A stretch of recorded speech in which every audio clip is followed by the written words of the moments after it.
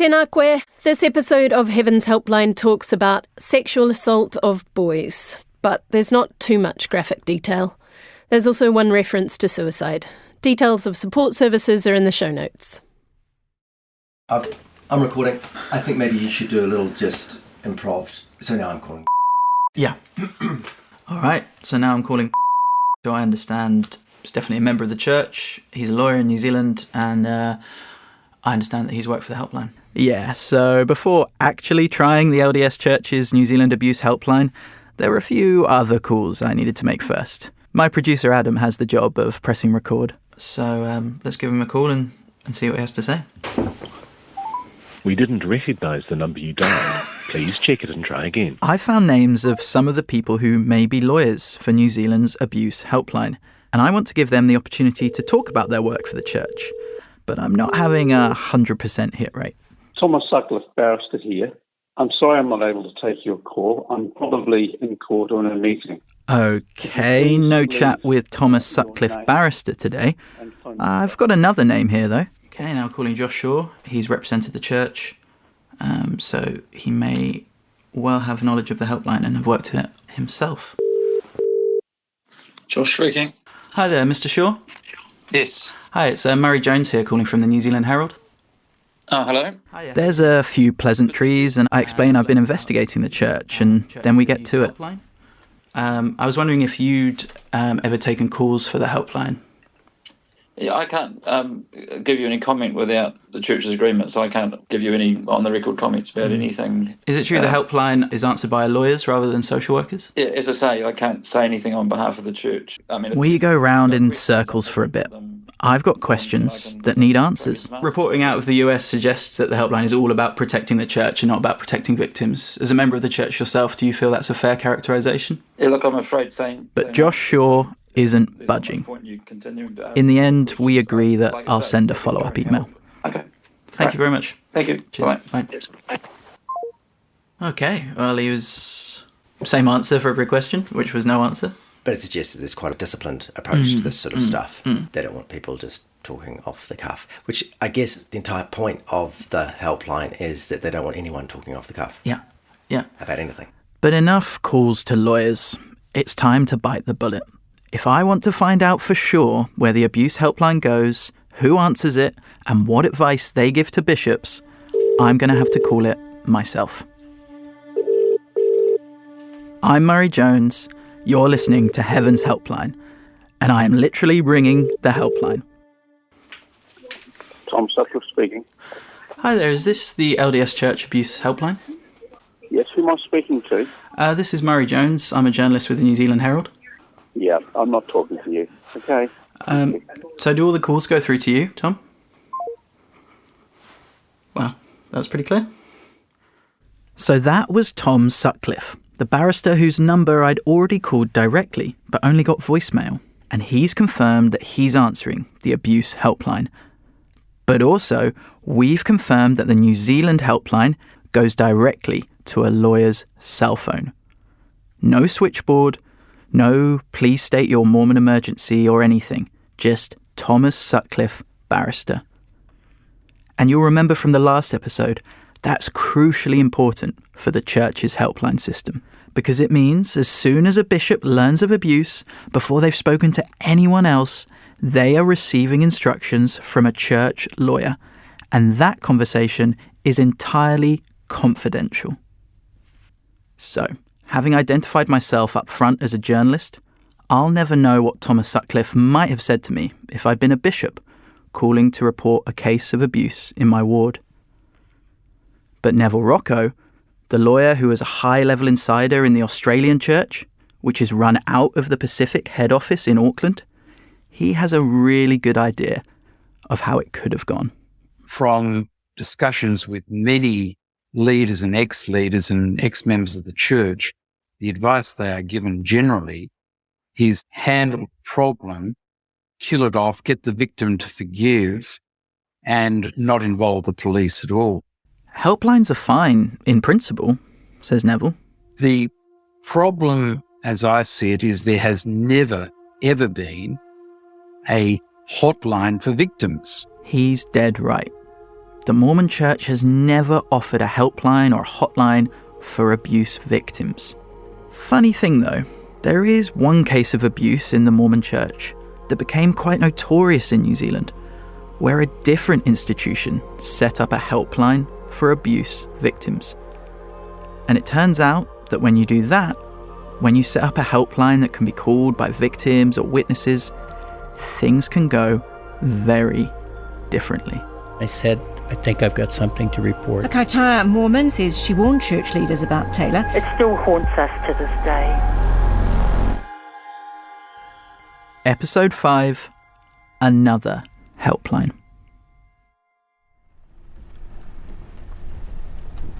On a miserable, rainy day, my other producer Kirsten and I drive an hour or so west of Kerikeri, in the very north of New Zealand, down windy roads that soon become gravel. You have arrived. We pull up at a group of houses off the side of the rural road, where a couple of dogs, one Harry McClary and one Hercules Morse, come out to greet us. Sorry. No, it's okay. You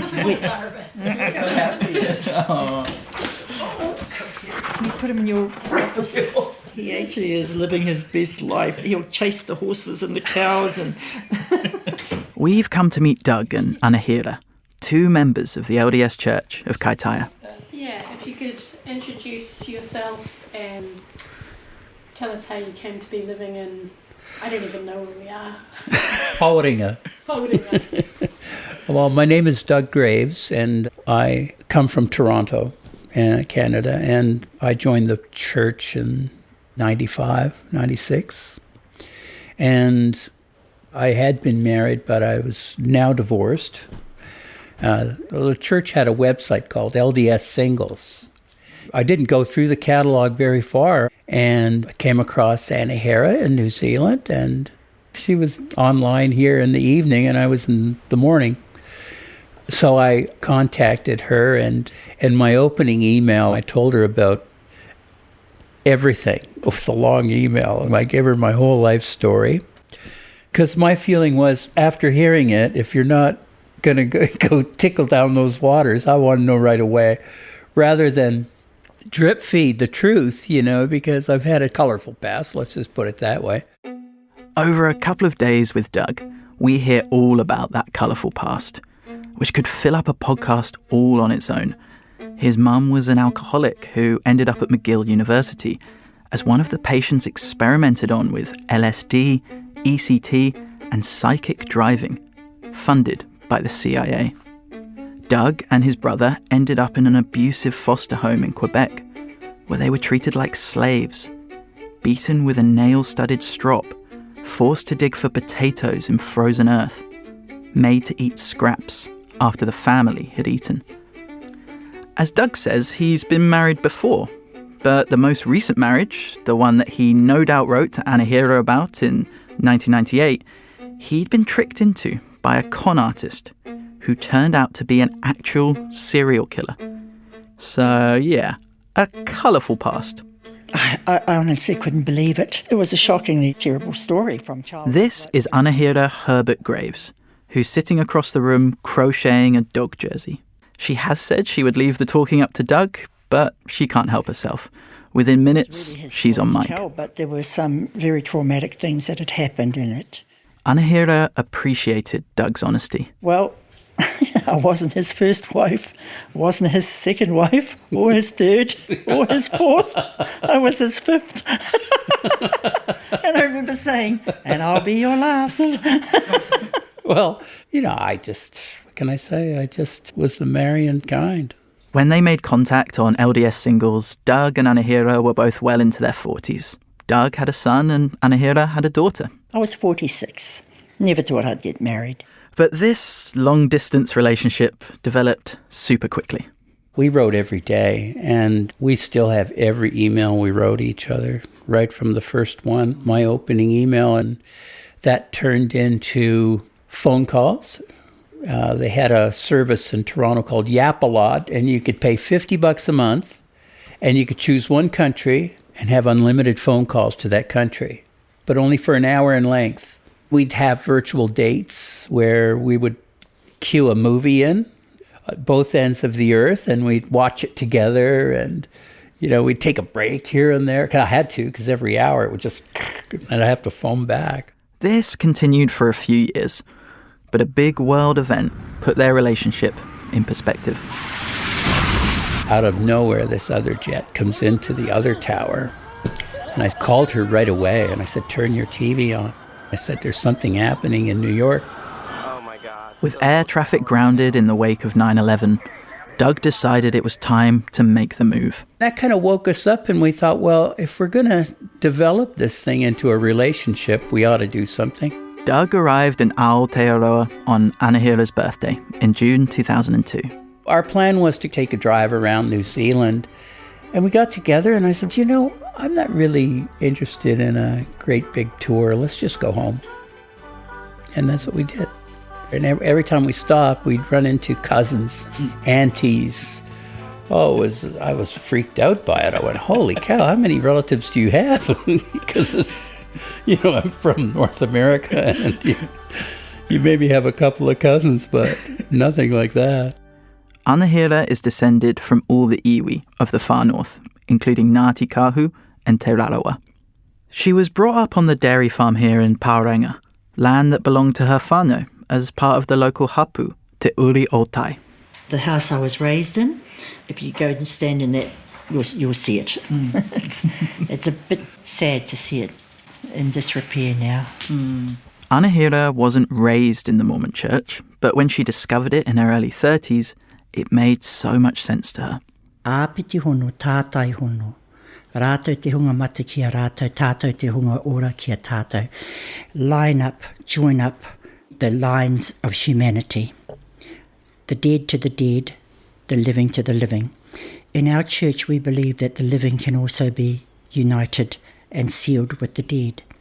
It's one of the reasons I joined this church, because I always used to be asking, what about my ancestors? For Doug, going from metropolitan Toronto to the sleepy far north of New Zealand was a bit of a culture shock. But he settled in quickly, getting to know the whānau, Anahira's daughter Siobhan and grandson Sia, especially well. Siobhan moved in with Sia, and so they had their part of the house, and we had our part of the house. And we had our meals together, and it was really terrific. And Doug also got to know Anahira's congregation. I remember the church people saying, well, where are you staying? And I said, well, I'm staying with Anahira. And they said, oh, Brother Graves, that's oof. But we had the willpower to see that through. I basically told the person who was leading the charge on that, no, brother, you've got it wrong. You and I can't be together, but him and I are fine. We're single and adult. That other chap was married. So mind your own business. We married just over a month later. Church was the centre of our life. I had been called as seminary teacher. Yeah, and I was the cook.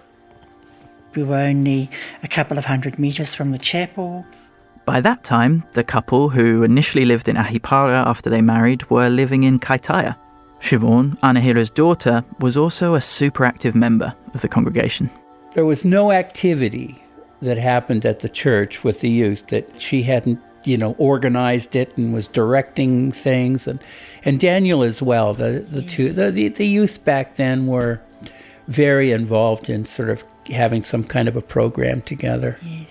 Yes, you're right. And her and Daniel were sort of the powerhouse of the young single adult program. Daniel Taylor, the reason we've come to speak to Anahira and Doug. Eventually, Daniel will be found guilty in court on 9 charges of sexual assault against boys. But in the early 2000s, he's an active and very well-liked member of the congregation and the wider community. He had terrific networks and great networking skills. He was very, very personable. Yes, very popular. Popular statewide. He was a very happy guy to be around. You never saw him depressed. He had a beautiful home. He had a real eye for color and that sort of thing. When he threw a party, it was a complete party. Daniel had joined the church as a teenager. I think he had a genuine spiritual experience. His parents were separated. They pretty much dragged themselves up, him and his siblings. Daniel stayed with Doug and Anahira for a few weeks following his mission in 2005, so they got to know Daniel well and came to love him.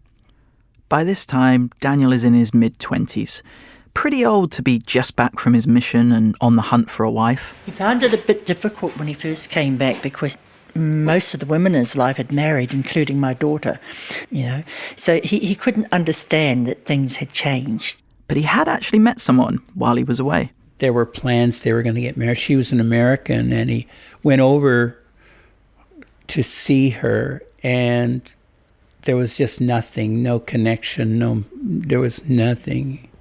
And he just said, I can't marry you. And I said to him, how did she cope with that, Daniel? And he said in a surprised tone, she vomited. That was the first time I ever said to him, Daniel, be honest with yourself. What makes your heart beat fast? And he goes, oh, I'm not gay if that's what you mean. I said, I don't care if you are, Daniel. You can't go through people's lives like this.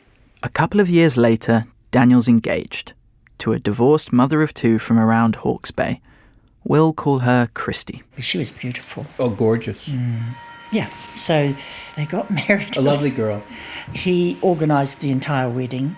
Doug and Anahira couldn't actually make it to the ceremony. I just had a funny feeling that that his heart just wasn't in it. I didn't know. Until the night of the wedding, when they turned up at our house in full wedding regalia, and she was looking like, what the heck are we doing here? Doug actually said to him, it's your wedding night. Your wife doesn't want to be here. Take her home. What are you doing here?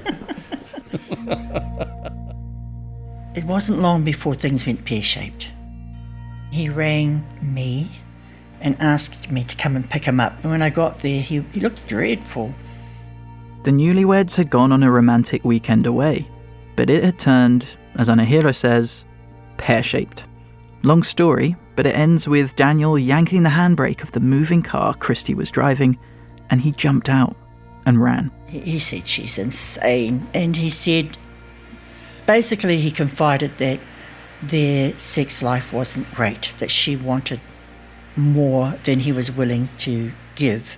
Yeah, this marriage didn't last. She came home, and all her stuff was on the road. You talk about being a Latter-day Saint. That's hardly the right way to do things. But never mind that. Just as a human being, you don't do that kind of... A mother with 2 kids in a strange town. It's crazy. It was some of our church sisters who found her and helped her to move into a place. She stayed for the next 2 years until the divorce. At the time, Doug was Sunday school president, elders quorum president, and a ward missionary, and Anahira was Relief Society president. And Daniel? It wasn't too long after the separation became formal where they called him into the young men's presidency. At the same time, Daniel was the advertising manager at the local radio station, and Anahira by this time was CEO of Ngāti Kahu. The iwi had a show each week on the radio station. One of Anahira's colleagues would go in and pre-record sometimes, like on this night. It was a Saturday. Late at night, too. It was about 10. Oh, no, it wasn't that late. No? No. It was a Saturday that the station was on automatic. It was shut down. I should just say here, Doug and Anahira have a folder full of documentation, a timeline of all this backed up by emails, texts, and diaries. Anyway, this radio host came into the studio and he turned on the lights, and there's a couch, and on the couch is Daniel and a young man. They sort of jumped up all flustered. The host was disturbed by what he'd seen, so he told Anahira about it. What happened was that he came to work on Monday and told me about it. Oh, okay. Because he knew I was a member of the church, and he knew Daniel was a member of the church. What he said was that he was on the couch with a young fella who was definitely not 16, and they were sprang apart and were adjusting their clothes. He said, "Oh, really, Daniel? Really?" And he said, then I just went into the studio to do my recording. But he thought about it, and he thought he had sons, and he thought if that was my son, I would want to know. At this stage, Anahira hands it over to Doug. As her priesthood leader, he's the best placed to deal with it. And I recognized right away that this is not usual. And I phoned the bishop. Doug tells the bishop what he's heard and hands over the contact details of the witness. But other than that, I kept it completely to myself because knowing that bishop, I said, he's going to get right on to this thing. I'd done my duty as far as that was concerned. Wouldn't it have been even a fortnight after Doug had taken the issue to him, and he said to me, "Look, I've interviewed your colleague and I find him to be credible. Unfortunately, we need to know who the young man is. Do you think you could ask him to go and find out who the young man is?" And I said, "No." Daniel is the radio host's boss, essentially, so Anahira doesn't feel comfortable asking this of him. That's an alarm that should have set the red flags waving. Church policy should have been put in place right then, but it wasn't. That happened in mid-2010. In March 2011, there was another incident. My receptionist came up and said, "Boss, you need to come down to the front. There's a young kid out there. He's crying his eyes out, wants us to ring his mum." I got down to the reception area and this kid was just sobbing his eyes out. He looked like he was around about 8, 9, maybe a bit older, but that's what he looked like. And I said, "Well, where are you from?" And he said, The boy said he was from Auckland, about 5 hours drive away. He told Anahira, "I want to ring my mum." He had the number. So Anahira called his mum. She was very, very brisk. "I can't deal with this. He's got to go back to his home where he's being fostered." This boy was a ward of the state. You could see he understood his mother wasn't going to come and rescue him. But I said to him, "Darling, your mum can't come and get you. Where are you staying?" He said, "Just around the road." And I said, "What's the name of the people you're living with?" And he said, "He's a strange man and his name's Daniel." And I thought, no. So I put him in my car, drove him around to Daniel's, took him to the door, and Daniel opened the door and said, "Have you stopped being stupid?" And I am haunted to this day that I turned that child back over to Daniel. That's the first we knew that Daniel was a SIFS caregiver. SIFS was the government's Child, Youth and Family Services Agency, known as Oranga Tamariki now.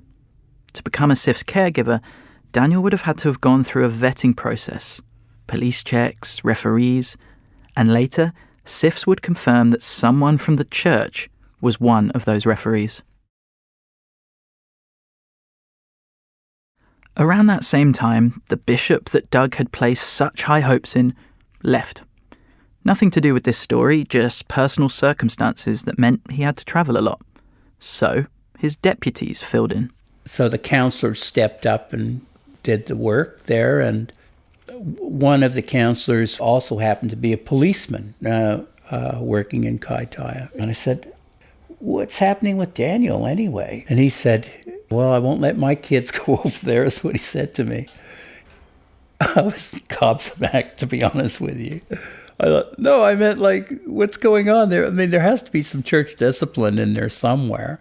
Well, surely, somewhere up the ranks, someone was doing something to safeguard the children of the congregation.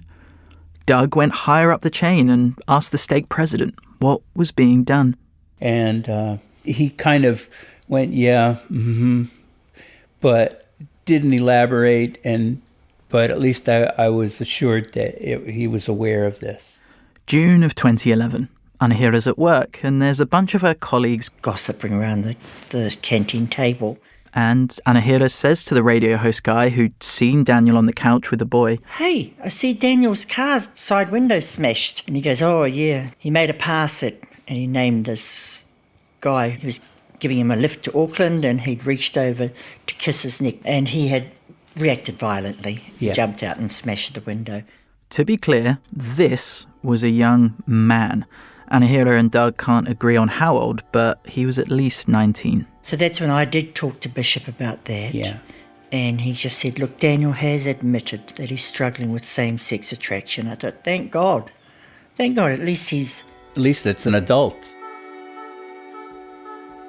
Thinking about all these together, there's nothing definitively in these incidents that Doug and Anahira have described that scream child abuse. There's the guy on the couch. The witness says he's definitely not 16, but no one's tracked him down, so who knows? He might have just looked much younger than he was. The SIFS boy, he was never asked if Daniel had molested him. He just offers that Daniel is a strange man. And the guy Daniel had made an unwelcome pass at, definitely over 19. But Doug was pretty certain there was more to it. Remember, Doug is someone who did his time in an abusive foster care situation. And while he was never sexually abused, he reckons he's got a good radar for when things might be a bit off. There's a part of me that still identifies with kids who have no voice.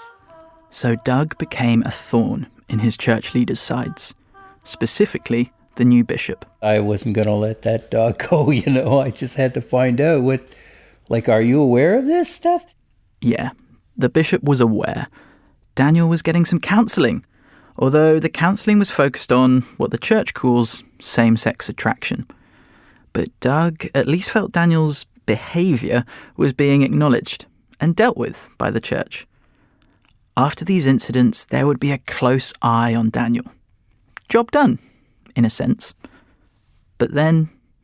Couldn't have been more than a Sunday later. The bishop was up on the podium, and Anahira and I were sitting in the chapel, and he looks at the ward and he says, Daniel Taylor, will you please stand? And then he turns and he looks me right in the eye, and he goes, Daniel Taylor, you've been called as the ward seminary teacher. When we are called, we are asked to stand. The ward is then told, this person has been found worthy to be called as da-da-da-da-da-da. All those who can sustain him, show it by uplifted hand. Those who are against, show it by the same means. And did anyone raise their hands against? No. I was so shocked, to be honest with you. I turned to my wife and I'm looking at the bishop, and I am really just starting to boil inside, Ward seminary teacher.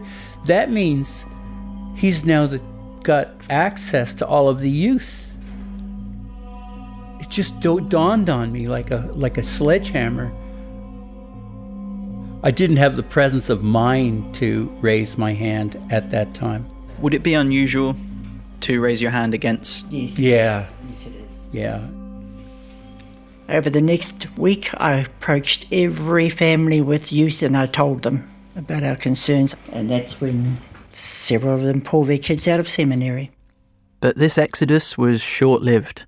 Doug and Anahira say they know of at least one family that church leaders pressured into returning. If you don't, he will not get his certificate. 80% attendance required to receive a certificate, and they inferred that he would not be able to serve a mission. Seminary school, which is basically Bible study for 14 to 18-year-olds, is held at church every weekday morning before school.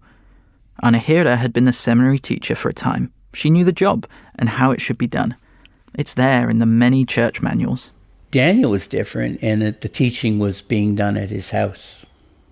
And that same group was also encouraged to, have sleepovers. Again, there's policy in place for this. First of all, you have to let the bishop know if you're going to have a sleepover. And then there are strict rules. Boys in one room, girls in another room. There has to be 2 adults, right? And of course, nobody sleeping with the children. These sleepovers became a regular occurrence. How was he allowed to break the rules? Nobody was checking the rules. Doug and Anahira kept their ears wide open when they were around their grandson and his friends, just in case. They were joking about it, laughing about it. You know, Daniel touches, fills people up. They must be thinking, all the adults know about this stuff and nothing's happening, so it must be just a joke. At this stage, Doug has become such a squeaky wheel about the Daniel issue that, from his perspective, he's being ostracised from the congregation by church leaders. I was made to feel that, get over it, you know? He's getting the counseling he needs and it's all being taken care of. Just get over it. Even Anahira at this stage thinks it's a waste of energy. She very much wanted me to just let it go. But if I have a feeling in my heart that something isn't right, you know, I want some resolution there. It's just becoming too close to home, literally. After Doug learns that his young neighbour has been invited to Daniel's for sleepovers, Doug confronts Daniel. Daniel, I said, look, under no condition are you go anywhere near Sia. I says, we're never going to let him come over to your house. And you know why. Do you understand me? And he sat there and he didn't say a word. Nothing. He just sat there with a stone face, and then he got up and left. The church leadership didn't take any steps to limit Daniel's access to children. They actually gave him more responsibility. He was made a high counselor, which meant that he was required to travel and engage with church youth all over Northland. It's mid-2012, and it's been a full 2 years since the incident at the radio station, and over 1 year since the day Anahira returned a young boy in Sif's care to Daniel's door. And all this time, Doug and Anahira have been trying to alert people to their concerns. The conversations with one Kaitaia bishop and then another, the conversations with other parents about being wary at the seminary class, nothing seems to have worked. But then, an unusual opportunity presents itself. It starts with some shocking news in August 2012 that brings Kaitaia to the attention of national media. The lawyer for the Kaitaia deputy principal says the police warned the school 3 years ago about the man having sleepovers with students at his house. These were different sleepovers. Teacher James Parker was arrested and later admitted 74 charges of sexual abuse against 20 different boys. I was following the James Parker case in the paper, and they had a hotline at the very end. As part of the investigation, an 0800 hotline was set up. The police were asking for any tips from anyone who might know anything more about Parker's offending. And when Doug saw the hotline in that article, I just made my mind up sitting there in our backyard, and I said, oh, I've got to do this. So I went right into my office and I called the hotline and I said, I think I've got something to report. Finally, Doug takes his concerns outside of the church. And when Doug called this hotline, set up by police, things changed quickly. James Parker had been a deputy principal at a local school and a prolific paedophile. And now police are building a case against him. There's an 0800 hotline for people to call if they have any more information. So this was the hotline that Doug called, not to give a report about Parker, but to share his suspicions about the sleepovers happening just down the road, the ones at Daniel Taylor's house. And I said, I think I've got something to report, but it's not James Parker. And I could feel just the relief coming off my shoulders. You rang me and told me you'd done it, and I said, good. It's just over a month before Daniel is arrested. During that time, SIFs revoke Daniel's status as a caregiver. Police will later tell the New Zealand Herald that Daniel was making plans to flee to Australia. And at the same time, he's doing damage control at church. Already he was manipulating the narrative with members of our church who continued to support him, possibly support him to this day. Yeah, this is something I found quite fascinating about the Daniel Taylor case. Even once he'd been arrested, even as all the accounts of what he'd done to numerous children started to come out, he's still got a lot of support from some people in the church. And maybe that makes some sense. So this is a man who has done a lot of good things with them, some fun things, and has been an exemplar and a model to some of them, you know. There's an incredible amount of confusion. And how do you reconcile these two people? But also, there's something uncomfortably familiar about this, because it's something I've heard in my interviews with Caroline and with Jade, with Neville and with John. There seems to be a very strong impulse for members of the Mormon community to side with the abuser. And this isn't just about bishops and stake presidents. Remember how Jade said that when her abusive husband returned to his ward in another city, it was almost like the community there went out of its way to build up his manor, to forgive and forget, almost to celebrate the sinner for returning to the right path. And meanwhile, the victim seems to be ignored, or overlooked, or even blamed. A Kaitaia businessman and foster parent charged with abusing young boys will remain in jail over Christmas. Daniel Taylor, who was an elder in the Mormon church and a child, youth and family caregiver, is facing 22 charges of sexual assault on boys. He applied for electronic bail, but Judge John MacDonald refused it. He says Mr. Taylor is facing serious charges involving children, including one who had been in his custody. As the months passed and Daniel remained in custody, there was a real range of reactions in Kaitaia. Some women in the ward arranged a series of hui, open meetings, and put some hard questions to church leaders. How could you put your relationship with Daniel and your subjective judgment over and above the safety of our children? And Doug heard from people who had stories, things like seeing Daniel in a car with a boy, that now made more sense to them. But at the same time, Doug grew increasingly frustrated with what he saw as a kind of Save Daniel Taylor movement in the congregation. There were definitely those people who were very vocal in saying that he was not guilty, that somehow the victims themselves had been cajoled or had been guided, towards making these accusations against Daniel. Some of these people were lobbying to have Daniel released before his trial. Petitioning the court to have Daniel released to their homes on bail, with multiple youth in our ward stumbling around broken, and nobody was talking to them. One of the things that struck me was the silence from the pulpit. The message should have clearly been given. Our youth are precious, and thank you to those of you who came forward. Instead, we had an incident. Daniel had been in jail, awaiting trial, for about 6 months at this stage. First Sunday of the month is always fast and testimony. And this particular sister who had staunchly defended Daniel got up to bear her testimony and said very tearfully that she'd visited our brother in jail and looked down at these 3 boys and said, "And he forgives you." I did stand up that time and went, "No, stop it." Some context here. Those 3 boys were brothers and were some of Taylor's victims. Eventually, Taylor would plead guilty to 9 charges of sexual offending against boys, including one who'd been in his care. He was sentenced to 5 years and 7 months in prison.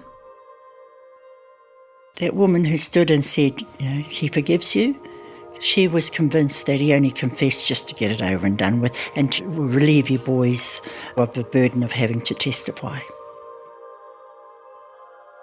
After Daniel was arrested, another member came forward to me and disclosed that in 2007, after Daniel had got back from his mission, he had molested her son. And she had taken it to the bishopric at that time, and they had basically fobbed her off. She said it wasn't until charges against Daniel were made public that they had felt able, her and her husband had felt able to go to the police. So what impact did Taylor's offending have? One boy said he had felt confused and disgusted by Taylor's assaults, and became withdrawn from friends and school. Another said he was abused by Taylor for years, and he often felt a sense of guilt. One teenager wrote, "Even though I threatened him with violence, he still kept trying to touch me. I hate him for what he did to me." Another boy said he was embarrassed and didn't want to tell anyone because he was afraid they would think he was gay. Yet another victim said he had considered hanging himself to escape Taylor, who had been his caregiver. The sentencing judge said Daniel showed a lack of insight into his offending and a lack of empathy for his victims. They said they were not convinced of Taylor's remorse and noted that his apology letters to his victims were all identical, a single sentence with the sign-off, "Regards." The LDS Church issued a statement at the time saying it has zero tolerance for abuse of any kind.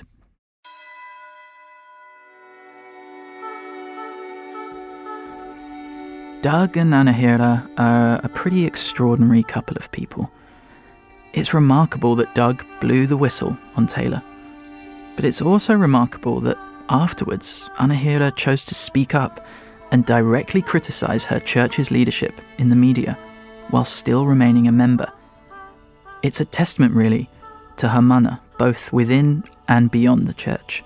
A Kaitaia Mormon and Ngāti Kahu Chief Executive Anahira Herbert-Graves says she warned church leaders about Taylor, but they responded by giving him even more responsibility for teenagers. When she spoke to RNZ in late 2013 after Daniel Taylor's conviction, there was disquiet from leaders in her ward, but Anahira told them she wasn't speaking on behalf of the church. I said, no, I'll make sure I'm speaking clearly as an individual. Anahira wasn't going to be silenced anymore. When I look at all of the leaders and the adults who, including myself, who failed, we all had experiences in our lives which caused us to replicate a pattern of behaviour that we'd seen done in our own lives. I know all of these people, while they failed, they are not evil.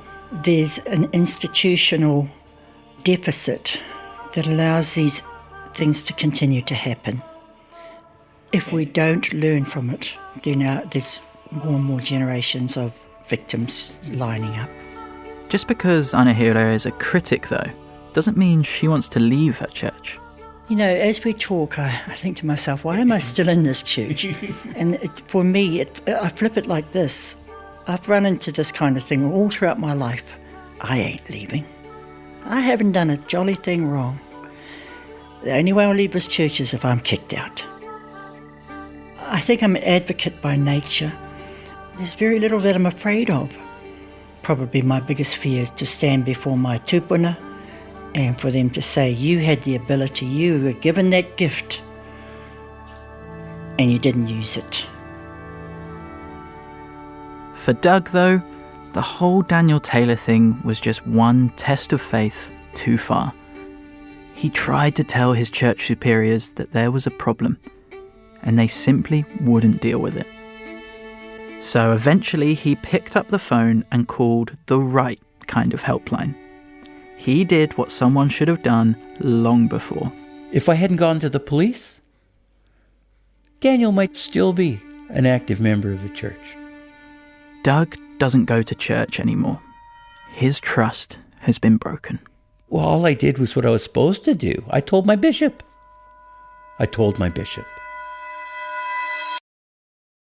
It's simply beyond doubt.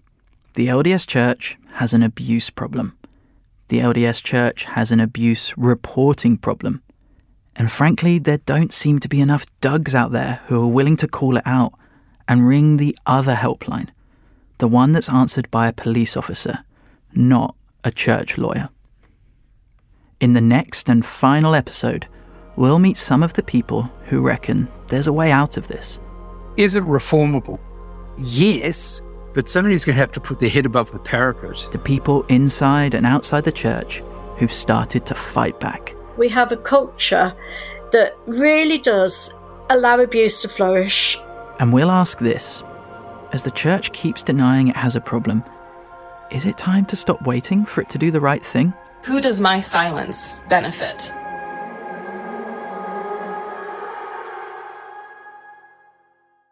We sought comment from the church in response to the allegations in this episode.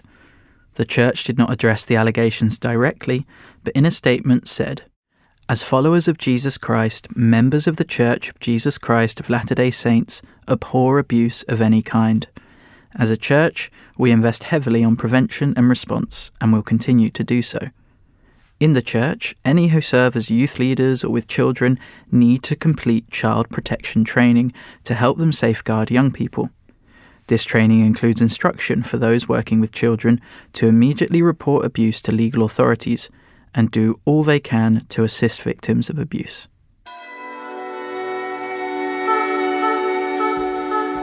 Heaven's Helpline was funded by New Zealand On Air and the New Zealand Herald for NZME and iHeartRadio. It was researched, written and presented by me, Murray Jones. My producers were Adam Dudding, who co-wrote the series, and Kirsten Johnston from Popsop Media, who edited and sound designed it. Phil Brownlee is our sound engineer. Music was by Thomas Arbour and Anita Clark. Archival audio came from TVNZ and RNZ. Ethan Sills is executive producer here at New Zealand Herald. If you have a story you'd like to share with me about the LDS Church, or just want to get in touch, email me securely at murrayreports@proton.me or DM me on X at murrayreports. And for more on this podcast, head to nzherald.co.nz/Heavens Helpline. It's time intensive doing investigations like this. So if you value this kind of journalism, please support it by going to your podcast platform and rating and reviewing the series.